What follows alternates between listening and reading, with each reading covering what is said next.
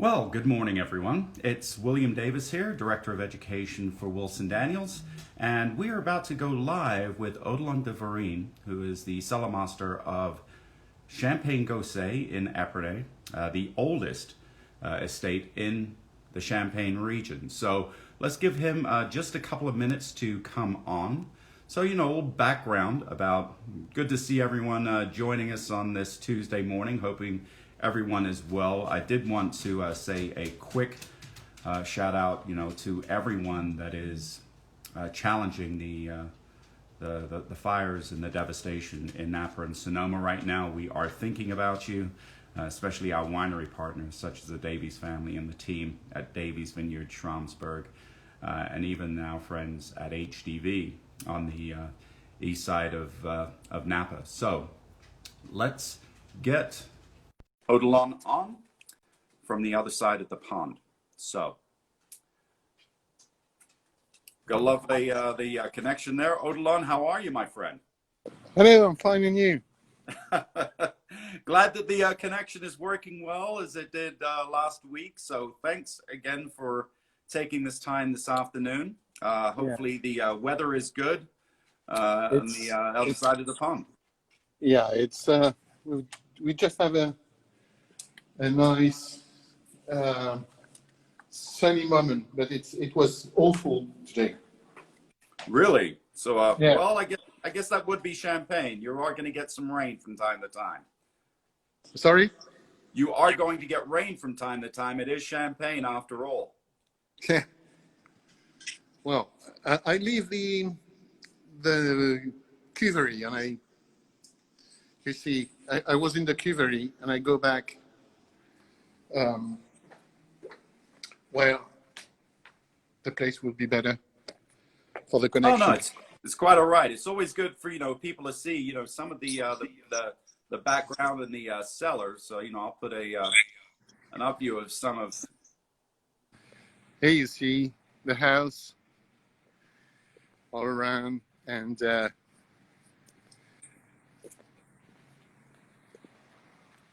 there's still activity out there even in the afternoon. So yes, we are. We are just cleaning the walls everywhere, all around.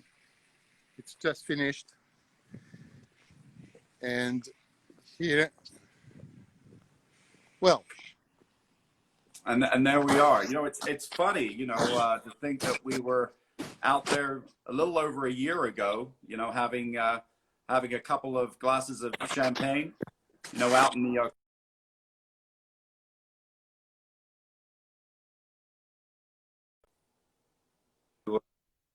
there we go. okay. It looks like we had a little bit of a buffer, a connection break. So perfect. So I've got the background of one of the vineyards. I believe we're in the Côte Blanc here with the back view. But how was 2020 as a vintage in Champagne? Quite complicated because it was one of the longest harvests we ever had. It lasted for 3 weeks and a half. It's very unusual. Most of the time it's 15 days, 2 weeks. This year it was very long because the ripeness was very different with the different grape varieties. The Pinot Noir and the Meunier was ripe quite early, and it was not the case for the Chardonnays. So we have to wait for the ripeness of the Chardonnays. So was that due to a warmer than normal vintage, or was it due to certain pockets? Because we've discussed the where the grape varieties are grown, and specifically in what areas of Champagne. And you work with a number of different villages, both Premier and Grand Cru, across the Vallée de la Marne, a little bit of Montagne-d'Orance, and of course the Côte de Blanc. But was it just an unusual vintage, or are we seeing more of these vintages occurring as it has over the last 5, 10, 20 years? Well, I can't tell you. This year was very specific because it was a very dry year in Champagne, and as you know, the rain helps for ripeness. So the places where we had some rain in July were ripe before the others. We have no rain on the Chardonnays and specifically on the Côte des Blancs. That's why it takes more time to be ripe. So more a condition of hydric stress than it was Yes, anything else. that's Yeah. it. That's it. Yeah, yeah, absolutely. That's why we have different wines, and it's very interesting because we just tasted the first one after the first fermentation, and we have very different wines, and it will be very, very interesting for the blends because there are so many characters, so many difference. Then we can have very interesting things, very interesting wines for the blends. I see. Yeah, it's it's funny that we're talking about the topic and the condition of hydric stress in Champagne, where you think about in California, they've been Yeah, dealing with issues of hydric stress, especially with the 13, the 14, and the 15 vintages. yeah. So many of the sparkling wine producers, had those similar challenges. So it's interesting to see now that we're dealing with this around the world, and specifically in an area that's known for sparkling wines as it is in Champagne. Yes, but it's very unusual in Champagne because the roots of the vines are in the choke, and the choke is like a sponge. Mm. So most of the time we don't have any hydric stress for the vines because of this choke, because of the sponge of the water inside the choke. So it's quite. It's not unusual. It's the first time we see that in Champagne. Wow. So I know that we're going a little bit off topic. So what are some of the things that producers can do in limestone and chalk based soils to address hydric stress? Nothing, because we can't. We are not allowed to add water on the vines, so we have nothing to do. Prying is, I think, the only way. Oh, well, we will keep our fingers crossed. Yeah, That you get a very wet winter. With a lot of snow, and hopefully things will turn around in 2021. it could So be. Yeah. you've been at Champagne Gosset now since 2006. Mm-hmm. So what changes have you seen? One of those being climate change. Well, what are the things that you've seen both in the region of Champagne as well as in the winery? Difficult to answer because I would say many things have changed to have the consistency of the wines and the style of Gosset. That's why nothing is stuck in the stone. You don't have to have things stuck in the stone. So many things have changed to have the same taste and to have the same balance on the wines. Yes, of course, in 14 years we have changed a lot of things in winemaking, in pruning, blending. We add more and more Chardonnay to keep the freshness compared to 30, 40 years ago. Because as you know, I don't know if it's because of the climate. I think it's three things. We have grapes that are riper and riper. I think it's because of the climate, of course. It's because of the way we conduct the vines. With the work we do on the soils or many other things, and the fact that the vines are older and older. So the more older they are, the more sugar you have in the grapes. So it changed a lot of things. So we have to adapt with blend, with winemaking, with many things. That's why many things changes. To many things change to have no change. Yes, it's changed to keep things consistent. That's it, exactly. I can see that. And you know, what is that one of the things that you love about making champagne? You know, is this delicate art that comes with the production and the style, or is it more like a puzzle? You know, where you enjoy seeing the vagaries of different vintages and trying to create this consistency. Um, you totally agree. I think it's the most important thing of the job is adapting each year. It means that each year is different. We can't be bored because you have to adapt each year. You have to change it, to change things. Um, each year, you um, how can I say that? We the I think the word that we don't have to use in winemaking is recipe. Mhm. Um, it's good for cooking. It's exactly the opposite for winemaking because once again every year it's different and you have to adapt each year. So if you've got the same recipe years to years, you won't have any consistency. You won't have any interest in the wine because sometimes it will be good, sometimes it will not, um, because of many things. Yeah, it's funny that to use that analogy with a recipe for like for baking, for example.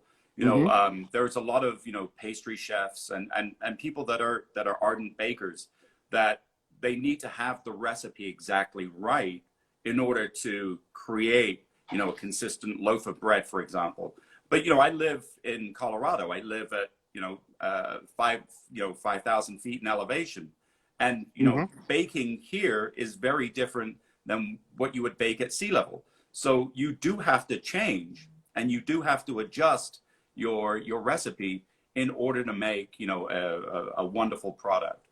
Um, so with that in mind, and this is something that I've always wondered. You work now at arguably a winery that has so much history.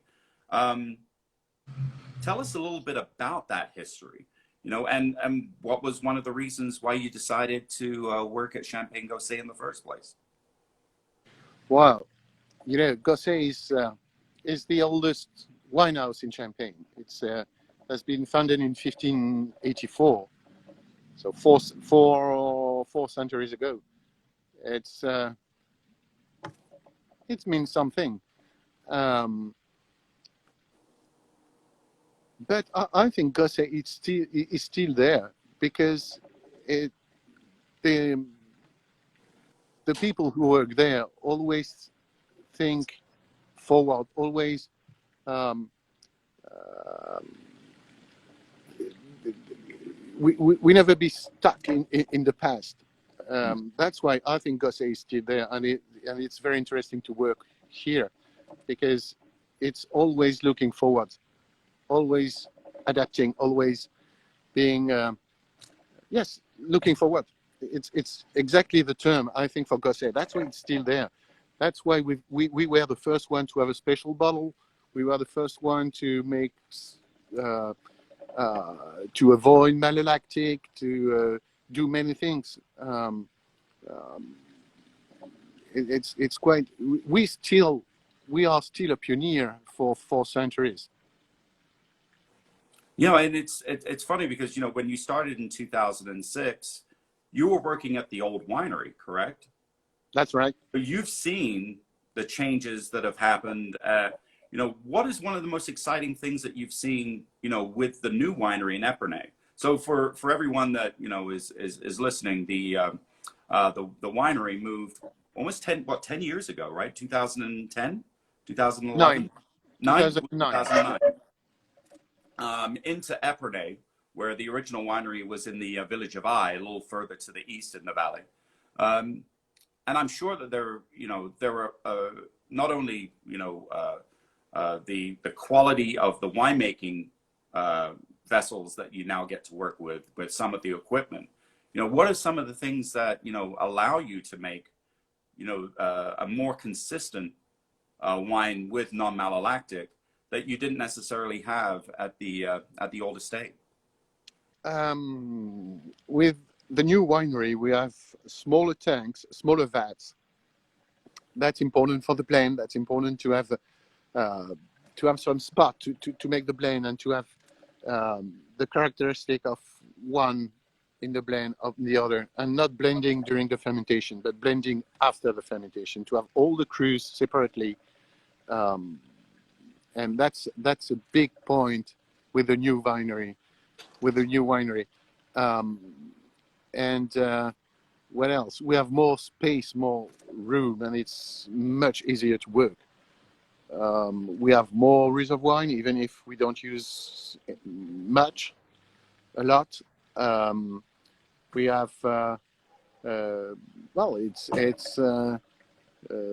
we have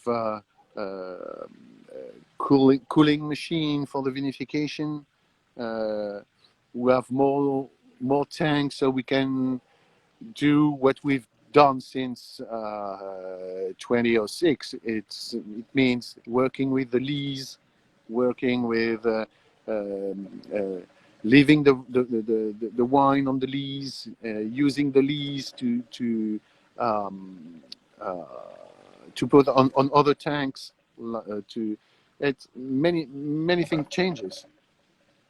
Yeah, because I remember tasting some of those wines, and many of the wines from Gosset in the 80s, 90s, beautiful wines. But you also know that you're working. The wines were made in a facility that was very rustic. It was a much older facility. You had great, equipment, but you didn't have, the ability to work with, the different villages, the different blocks in the way that you do now. Because what was the old winery? That was the Malakoff winery, was it not? Yes, we are now at Malakoff. But yeah. I agree with you. How can I say? Since 1995, Gosset doubled the production. So I was quite small now to have such a production. So you ended up with fermentation vessels sitting outside on the street, No. We never done that. Well, I've seen it in the wines over the last 10 years. That there's been a precision, especially with tasting the most recent, the 2012, the Grand Millésime, that you're like, wow, there's a freshness that is more than simply the style of non-malo. The fruit is absolutely beautiful, and when we were there last year, having a chance to taste some of those wines that have been sitting, at the new winery, you see that there is a greater consistency from bottle to bottle, and I'm really excited to see what's going to continue to happen with Champagne Gosset. But the reason that we're here is that we're going to talk about a wine, the 12 ans, the Gosset 12 ans, which is right here. So that started off as a I've got it too. Yeah, so for everyone that's looking, it comes in a gift box, so you can definitely check that out. Here in the United States and around the world. But that started with another project, right? The was it the 15 ans? So tell us a little bit about how that project began, and what was the reasoning behind it? I would say there is not only one idea on this project. I would say that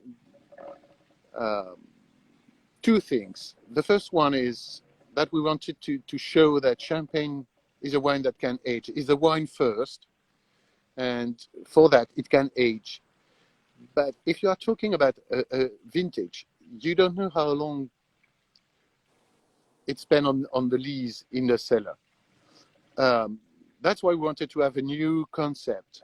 And for the moment, we are the only house to have this concept of age, 12 years, 15 years. Because we wanted to show, once again, we wanted to show that the wine can age, can mature on the lees in Champagne, and it brings something different. It's another thing is that the vintages, you were talking about the 12, very fresh, very elegant, because this year was like that because of the weather this year. And we think at Gosset that each year is different and each vintage has to be different because it's a photo of a specific year. So as you know, you've tasted the 06 and the 12 are totally different because one was a very ripe year, the 06, and we forced we had more Pinot Noir to go further with this ripeness. On the 2012, more fresh, more elegant. We had more Chardonnay to push on this side of freshness, of elegance. So what I want to say is that every vintage is different. Of the vintages from Gosset, from whatever, because it has to be different.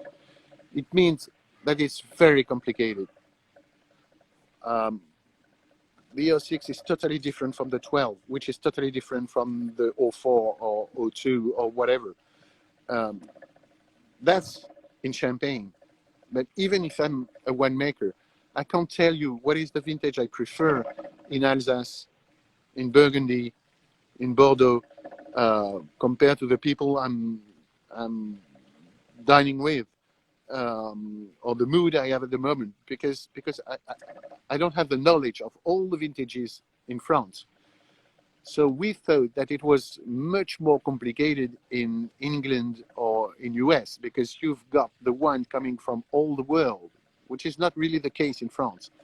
So you have to have a knowledge of all the place in the world and all the vintages from US, from Australia, New Zealand, France, Germany, Italy, Spain, whatever. So for me, it's too complicated. You know, I've got a small brain, so I can't memorize all of these.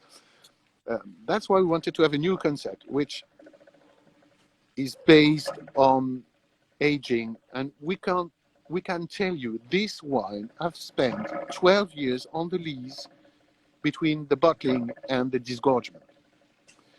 If you've got a vintage, you know what is the year, but you don't know how long it's spent on the lees. So you can have the same vintage. Let's talk about the 06 vintage. You can have one that has spent the minimum, which is 3 years on the lease, but you can have one which has 10, 12, 30 years, 13 years on lease. The wine will be totally different, but it's the same vintage. So that's why, once again, we wanted to have something straight, clear, which is time. And the other thing is that when I asked my friend, what is the thing that you lack much? They all told me it's time. We want to have more time. So the idea was to give the time we don't have on the current life. Mm-hmm. So it's a kind of gift. We give you the time we don't have anymore. Well, you know, it's so funny that you bring that up. You know, the concept of immediate gratification. You know, where we're moving so quickly in this life and with everything that we do, that a wine like Champagne and wine in general, it requires you to slow down, mm-hmm. Be able to take a moment, in order for the wine to catch up to us, to whatever it is that we're doing, on this earth. It's so with the 12 ans, is this primarily one vintage? Is it primarily 2007, or is it a blend of different vintages? How does that work? Well, it's mainly 06 with a part of Reserve Wine. that's the main vintage. It has been bottled in April 2007 and disgorged in 2019, December 2019. Um, well, the other idea is that we wanted to show a wine that we think that it's at its optimum of uh, maturing, not aging, but maturing. That's why we had on a cuvee 15 years. We have 12 on that one. I don't know what will be the next. Maybe 8, maybe 15, maybe 18, maybe 21. I don't know. I see. Well, if there was going to be a vintage that you do another Canzano or a 15 on, it would probably be a vintage as powerful as the '08. Um, but yeah, there's always 2024, right around the corner. It's not too far away. Um, No. so, with that in mind, having, tasted and, I'm gonna actually pour a little bit of the Duzon. How does this reflect the Gosset style? How does the Duzon reflect the Gosset style in a way that, some of the other wines currently do?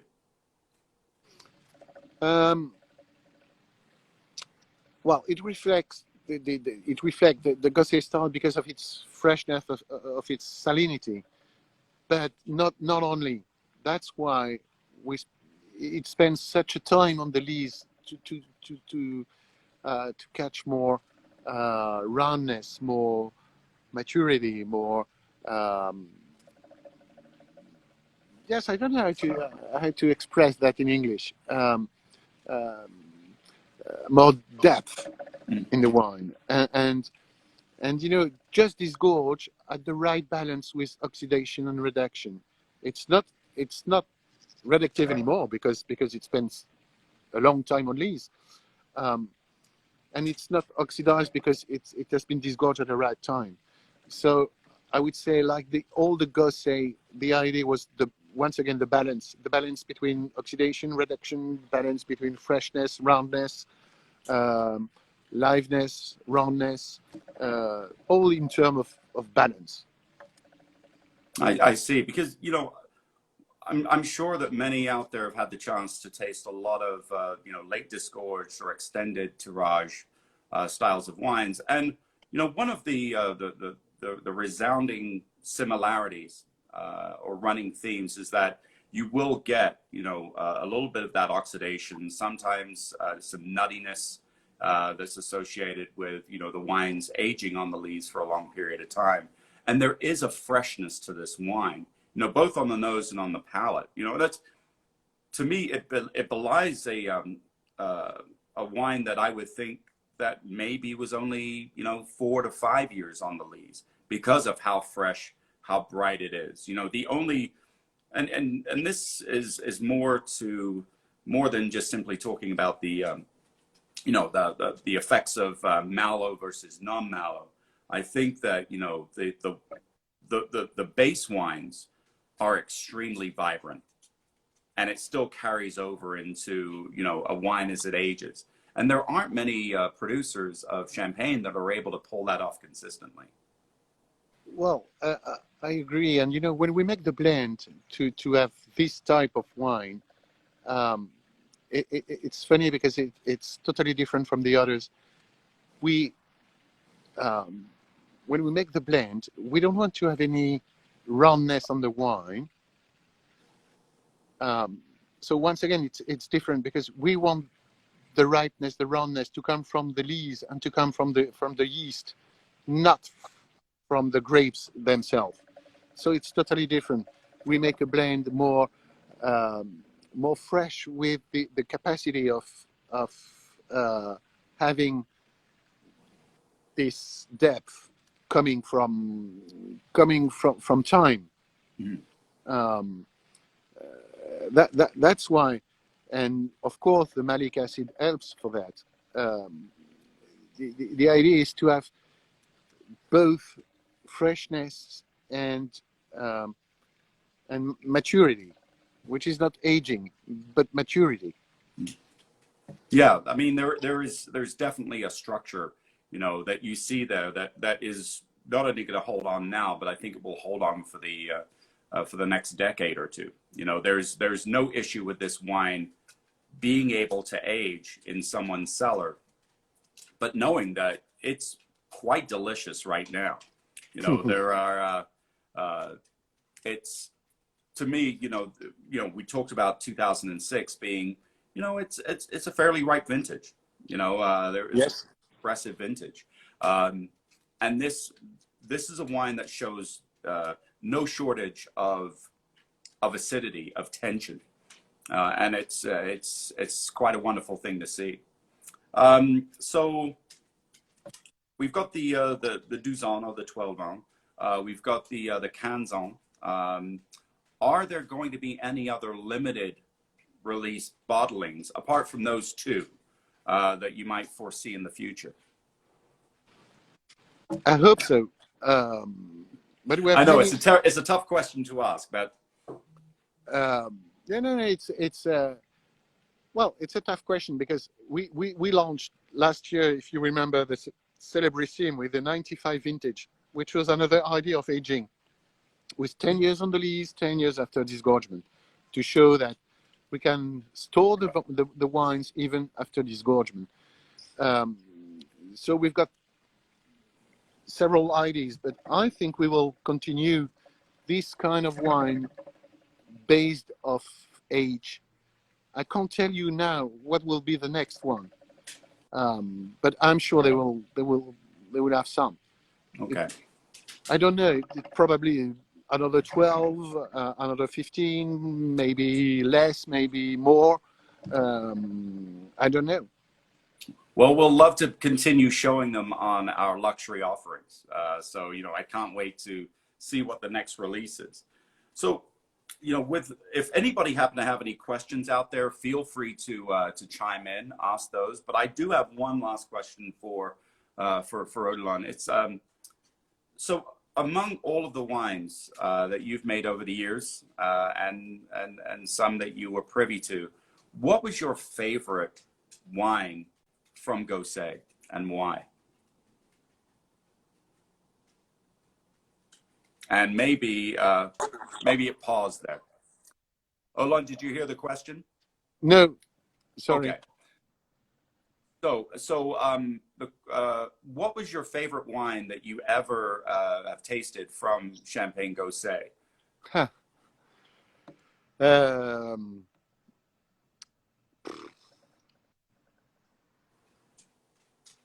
Tricky question. I would say the future release. Well, I don't know. What is your favorite baby? I cannot answer to this That's question. fair. I love all of them because they are on the same way, on the same family link, but with their own character. So I won't. I can't tell you what one is. I prefer one compared to the other. It depends on the time. It depends on the people I'm with. It depends on the weather. It depends on many things. I won't drink a Blanc de Blanc the same on the same way than a 12 years for example, because it's not for the same moment. It's not for the same people to share with. Well, it depends. No, that's fair. Maybe I should have asked the question, of all the villages, which are the ones that seem to excite you in terms of the quality of fruit and vineyards and growers that you've always loved working with. Wow. Once again, it's I can't have a strict answer because, as you know, sometimes we have several wine growers on the same village. The wine we do with those different grapes are totally different. So it depends on the grower, it depends on the cru, it depends on many things.